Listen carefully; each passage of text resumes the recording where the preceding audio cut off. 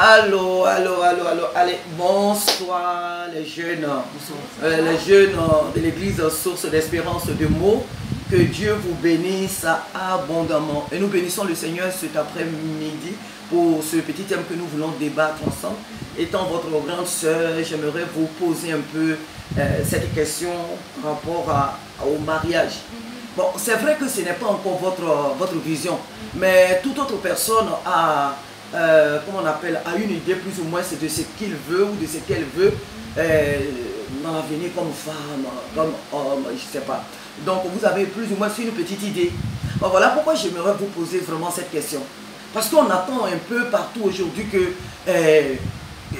un frère doit épouser une femme selon qui est à sa hauteur.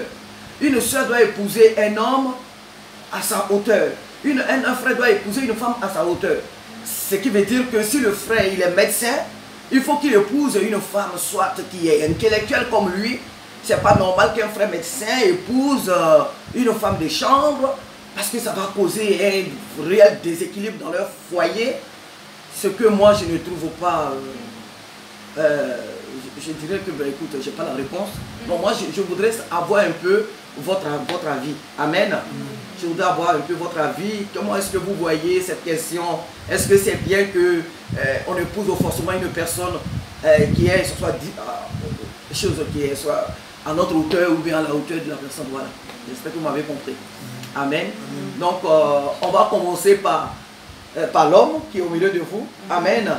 Donc oui, le frère Isaac, est-ce que tu peux donner un peu ton avis à ce sujet? Je pense que la plupart du temps, les gens qui réfléchissent... Il faut parler un peu fort, hein. Ouais. Alors, je pense que la plupart du temps, les gens qui pensent de cette façon, c'est des personnes qui ont une mauvaise conception du mariage. C'est-à-dire que pour eux, ils pensent que la réussite du mariage, comment dire, repose sur la situation sociale du conjoint que l'on épouse. Or, ce n'est pas forcément, alors que ce n'est pas vrai.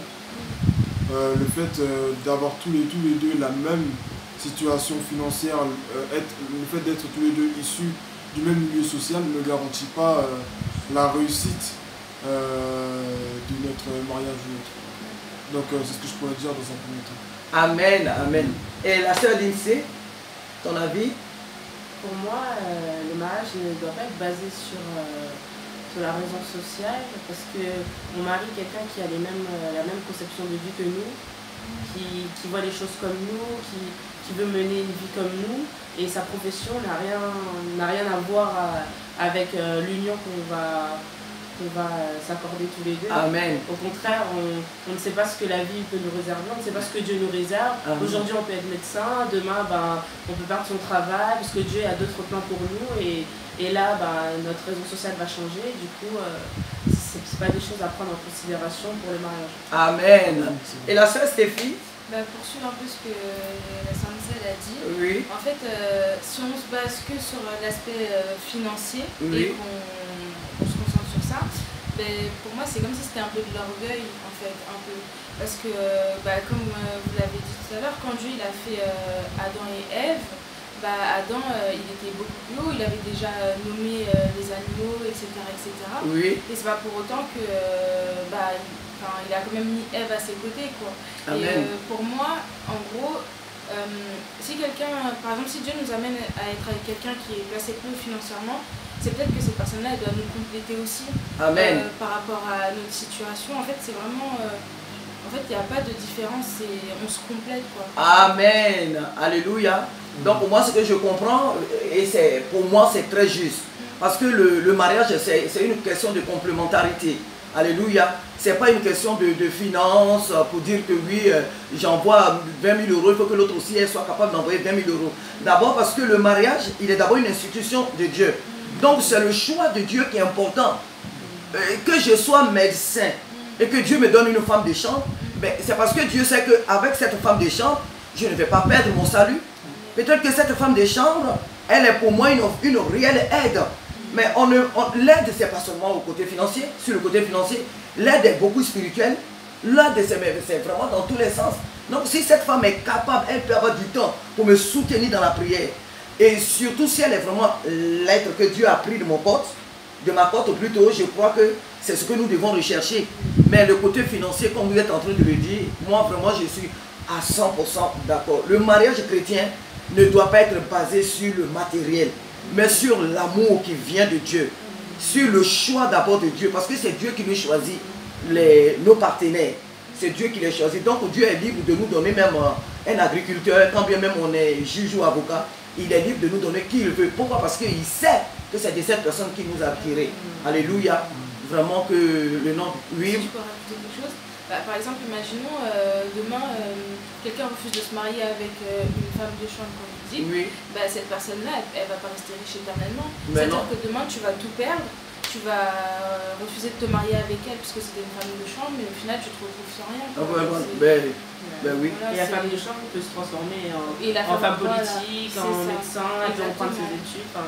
Dieu change les conditions. On ne peut pas Amen. se baser... Amen.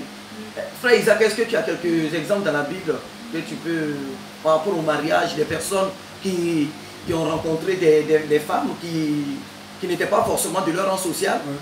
Voilà. Le meilleur exemple que je pourrais donner, c'est celui de Ruth. Oui, amen. Ruth, la Moabite, qui a épousé, comment ça s'appelle? Boaz. Boaz, qui est issue de la famille de sa belle-mère.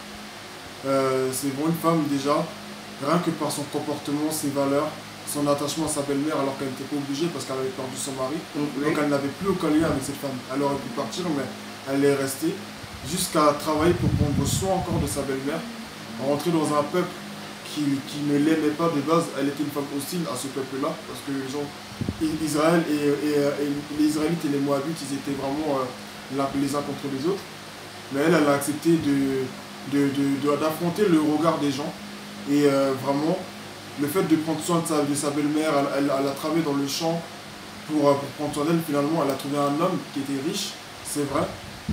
Et cet homme-là, en fait, n'a pas regardé à qui était cette femme. Il n'a pas regardé le fait que ce soit une Moabite ou que ce soit une étrangère. Ouais. C'est une femme qui ne connaît pas la parole de Dieu, en guillemets. Oh non. Mais il l'a prise en fait. Amen. Amen. Donc, voilà. Je crois aussi qu'on a l'exemple aussi de la sœur Esther. Oui, la sœur Esther aussi. Oui, tu peux. Esther qui est devenue reine Qui était une orpheline. qui était une orpheline, qui est devenue reine de Perse. Elle a été choisie parmi les différentes prétendantes au roi Assuérus. Et cette femme-là, quand on regardait sa vie dans un premier temps, rien ne l'a destinée à devenir reine. Rien du tout. Mais c'était juste son oncle qui travaillait dans le palais. Et un jour, comme on prenait les filles, les filles du royaume, donc elle a été choisie parmi toutes. Et Dieu l'avait envoyée là en réalité pour accomplir vraiment une mission. Amen. Donc Dieu sait toujours ce qu'il fait. On a aussi l'exemple aussi avec Moïse. Amen. Parce que Moïse, il avait les femmes de son peuple, c'était des femmes israélites, hébreux et tout. Mais Dieu lui a donné une femme étrangère qui vient d'un autre peuple. Et on a vu comment cette femme s'est comportée pour que Moïse puisse... Elle a sauvé Moïse. Elle a sauvé Moïse de la mort pour qu'il puisse vraiment continuer son ministère. Amen. Amen. Amen. Amen. Donc vraiment, moi j'ai dit que c'était vraiment ma petite idée parce que j'ai jamais épousé cette pensée qu'une femme dans l'église, les gens du monde peuvent le faire parce qu'ils ne connaissent pas le Seigneur, ils ne savent pas ce que c'est que le mariage. Mais l'église qui connaît le mariage, qui connaît les fondements du mariage, qui connaît les lois du fondateur du mariage, ne devait pas penser comme ça.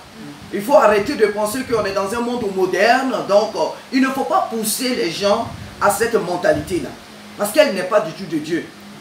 Amen. Amen. Moi, je vais même donner un exemple, par exemple, un exemple concernant même l'église même. Nous sommes l'église, mais la Bible dit que nous sommes fiancés de Jésus-Christ. Oh, Jésus-Christ, il a quel rang? Jésus, il est Dieu. Jésus, il est le roi des rois. Mais sans Jésus, qui nous sommes? Nous sommes l'église, nous sommes sur la terre. Nous ne sommes rien, nous n'avons rien. Mais c'est Jésus, notre époux, qui bientôt va venir nous valoriser. C'est Jésus qui va venir nous mettre à la hauteur. Jésus ne nous dit pas non, vous, tant que vous n'êtes pas comme ça, je ne vous prendrai jamais comme mon épouse et ceci, cela. Mais Jésus vient nous enlever de notre état de péché et il nous revêt de lui sa gloire. Amen. Donc, le mariage qui est l'institution de Dieu ne doit pas être basé sur l'aspect matériel, ne doit pas être vu de ce côté-là. Et si c'est comme ça que malheureusement certains hommes de Dieu enseignent dans leurs églises, nous dirons tout simplement que c'est des sectes. Ce sont vraiment des sectes.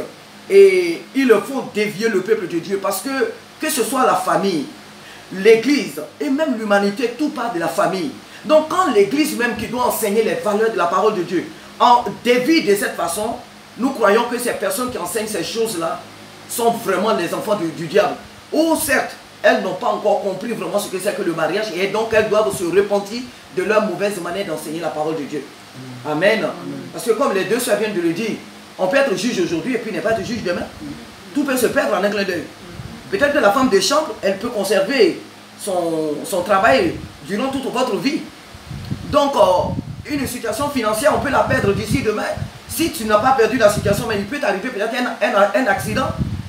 Alléluia. Frère Isaac, tu comprends la question? Alléluia. Donc, il ne faut pas vraiment s'agripper à cette mentalité.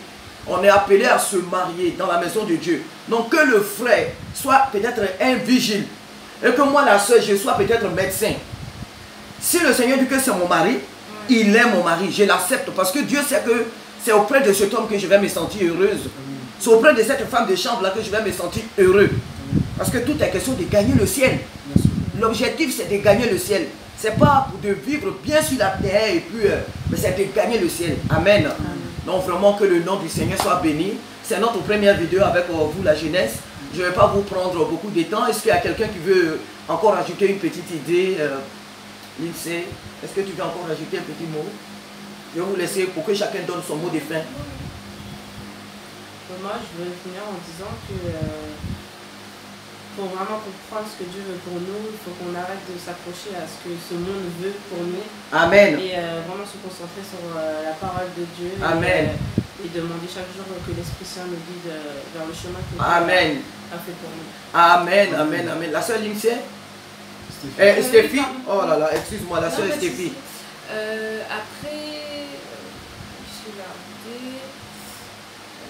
Après, je pense pour nuancer, ça ne peut pas nous empêcher aussi d'être quand même ambitieux. Amen. C'est pas parce que, je ne dis pas qu'on doit choisir forcément un président, mais on peut quand même, je ne sais pas comment expliquer. On peut se projeter voilà, de ce qu'on veut. Voilà, c'est ça. Alléluia. Parce que peut-être que ça va correspondre aussi avec la vision du chemin que Dieu a fait pour nous. Que Dieu a tracé pour nous. Amen. Voilà, plein de choses comme ça. Amen. Donc ce que la sœur Stéphie est en train de dire, c'est qu'on n'est pas en train de dire que c'est à 100% négatif.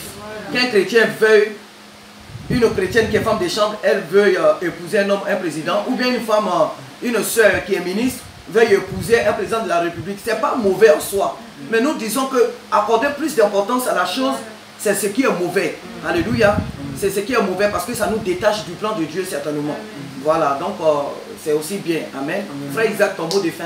Moi, mon mot de fin, je serai équilibré du coup dans les deux points de vue. Amen. Dans le sens que il ne faut pas aller vers une personne parce que on veut, enfin, il ne faudrait pas avoir cette conception du mariage qui nous amène à croire qu'il faut absolument être avec quelqu'un qui est dans la même hauteur que nous, parce que là on parle dans le domaine physique, mais dans le domaine spirituel aussi c'est pareil. C'est bien d'épouser, il faut épouser quelqu'un aussi qui est mûr spirituellement, c'est vrai. Amen. Mais on ne peut pas épouser quelqu'un qui, enfin, c'est possible, hein, mais c'est-à-dire quelqu'un qui a forcément le même degré de foi que nous, exactement. Amen. Parce qu'il y en a toujours un des deux qui sera plus fort que l'autre dans certains domaines et l'autre un peu plus faible et nous allons nous compléter.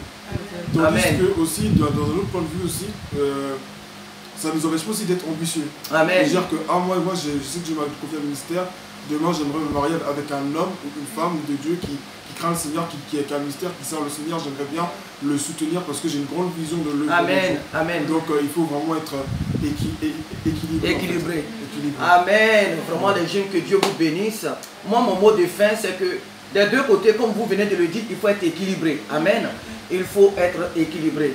Et surtout dans le Seigneur, il faut éviter de se marier par pitié. Parce que souvent, si, parce que la soeur c'est une femme de chambre, peut-être qu'elle sera bien docile à la maison, elle va se soumettre à moi, donc je vais l'épouser. Il faut éviter d'épouser les gens par compassion.